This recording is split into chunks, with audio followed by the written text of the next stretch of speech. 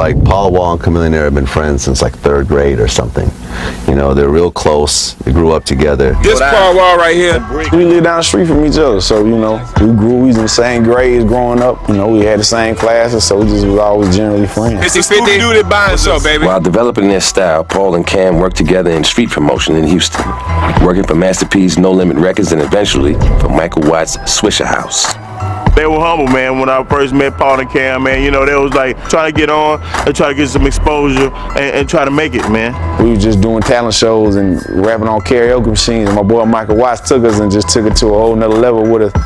In 1999, after listening to Paul and Cam's demo, Michael Watts recorded some tracks and started putting them on his Swisher House mixtapes. We never had a label. Swisher House wasn't a label, you know, so we wanted to put out an album, so we went to a label called Paid in Full that one of our homeboys owned and run. So we got down with that, you know, just give us an avenue to put out albums.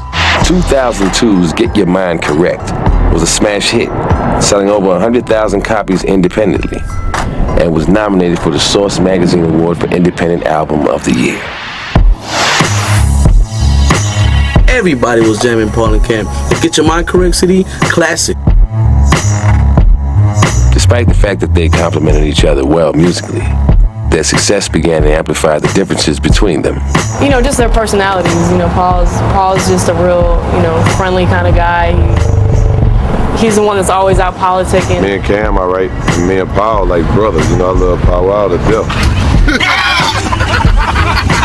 Chamillion is definitely more reserved, you know, kind of keeps to himself a little more. When people don't talk a lot, people get intimidated. Like they can't approach him. They might be scared to say, hey, Cam, can't do this and this and that. Whereas people feel like Paul might be their big brother or their cousin or their uncle or somebody's like, it's Paul. I mean, I heard Hulk Hogan the other day on TV. What it do, Paul Wall? What it do is Paul Wall, baby. The way Chamillion described it, he said they always had sort of a good guy, bad guy relationship where Chamillion would be the bad guy. Both of them are two good artists with two different views of life and business. You know what I'm saying? I was wanting to jam Screw, he wasn't. He was always complaining, talking about it gave him a headache. Cam had his own way of thinking, and Paul had his own way of thinking. And nobody was really wanting to compromise towards the other. You know what I'm saying? I had my set of friends, he had his set of friends, and you know, it was like when the money, especially when the money came into the picture, you know, I felt we should do this with the money. He felt like he should do that with the money. We just, you know, we just stopped getting along. Paul recorded a solo project at Paid in Full, and when their contract came up for renewal, Paul left the label to rejoin Swisher House, which in their absence had restructured itself into a legit record company. They had, you know, a plan for what they was trying to do business-wise, not just the mixtapes, but, you know, do some real stuff with the music, you know, turn it into a powerhouse. And I was down with it. They really didn't have a lot of artists. They had just signed Mike Jones, Magnificent, and that was it. But Chamillion wouldn't return to Swisher House, opting instead to start his own company, Chamillion. In this world, you got some people that want to be an artist and some people that want to be a boss. You know what I'm saying? I'm a boss, man. I went one way, he went another way. I don't sit on a label and somebody tell me how much money I can make. You know what I'm saying? He went back to Swisher House. Michael Watts make all the money and tell the artists how much they gonna make. I didn't want to do that. So he went back over there. I did. You know what I'm saying? I'm getting money right now by myself. It was hard for a lot of people to just understand what we were going through because they were so used to seeing it side by side for so long. That's like when we came up, man, you came up together 24/7 and we doing music. But one day you just up and say, man, I really, you know, I do this music and I like it, but I might want to do it this way. Or I might want to go do a movie. And I'll be like, well, that's cool, but I don't want to do a movie and I want to stay doing music this way. They're going to automatically, when y'all start doing different shit, they're going to be like, what's going on with them? Why they ain't around each other? They beefing? Even when we put out our first album together, Get Your Mind Correct, we wasn't really cool. We was just forcing something, going in the studio, making music. We was forcing it just for the money. Soon after the split, Swisher House got a deal through Atlantic and Cam landed a deal with Universal. Chamillion dropped this mixtape, I think it was called Mixtape Messiah. In the mixtape, Chamillion's brother made a comment about Paul Wall's mother. Chamillion's younger brother, Rasa, had also grown up knowing Paul Wall. It was something to the effect of, you know, don't front, I know your mama, you know, but it's all good, I still love you. Like the way his brother explained it to me was that he wasn't trying to insult his mother. He was just saying like, don't try to be something that you're not. You know what I mean? Because it was like they wanted this whole thing like Paul Wall really grew up really Christian. He used to carry a Bible all through high school, and then, you know, once he started to blow up a little bit, you know, he started talking about, started swearing, started talking about smoking and drinking and stuff like that. And their point was like, don't try to act like this is not really who you are, But you mentioned someone's mother in a rap, people get fired up. In November 2004, Rasak showed up by himself to a club where Paul was known to hang out. Chamillion's brother got jumped by Paul Wall and like 5 people. Cause I ain't never been on none of that stuff, I've always been the type of rapper where, and just the type of person where if somebody gonna diss me on the tape or somebody gonna say something about me, then I'm not gonna rap about them. I'm gonna go beat them up or something, They tried to take his chain, whatever else.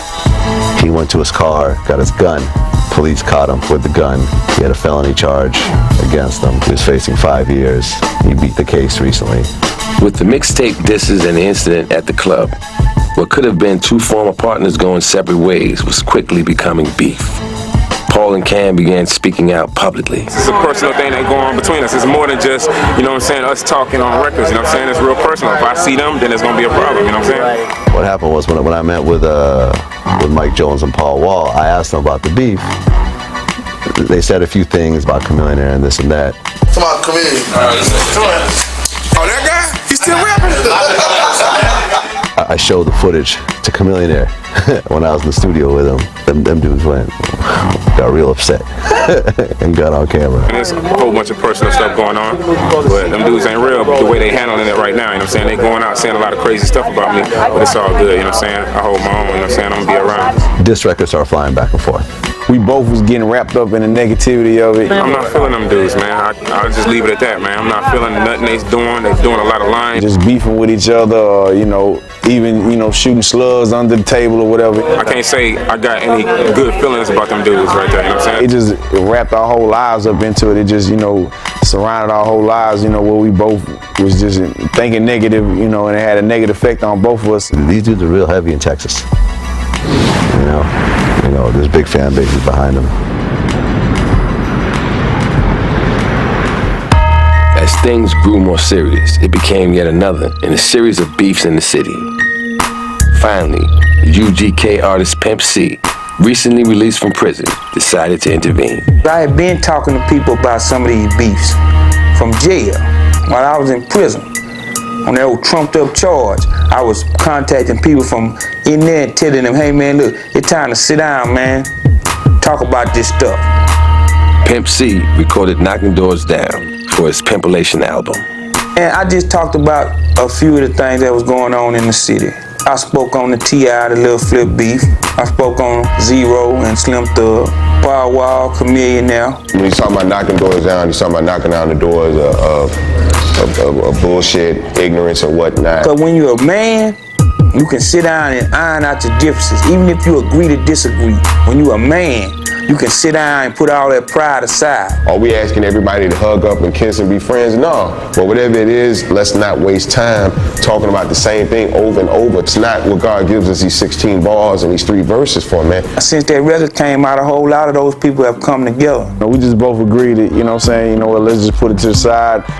Whatever happened in the past is between me and him, It is what it is, Fuck it, it's in the past, we just gonna move on and just follow our dreams and make this music. In February 2007, Chamillion won a Grammy for his smash hit Riding, a collaboration with Crazy Bone. So proud of his childhood friend and former partner, Paul Wall rushed up to Chamillion and gave him a hug. Since then, rumors have surfaced about a possible reunion collaboration.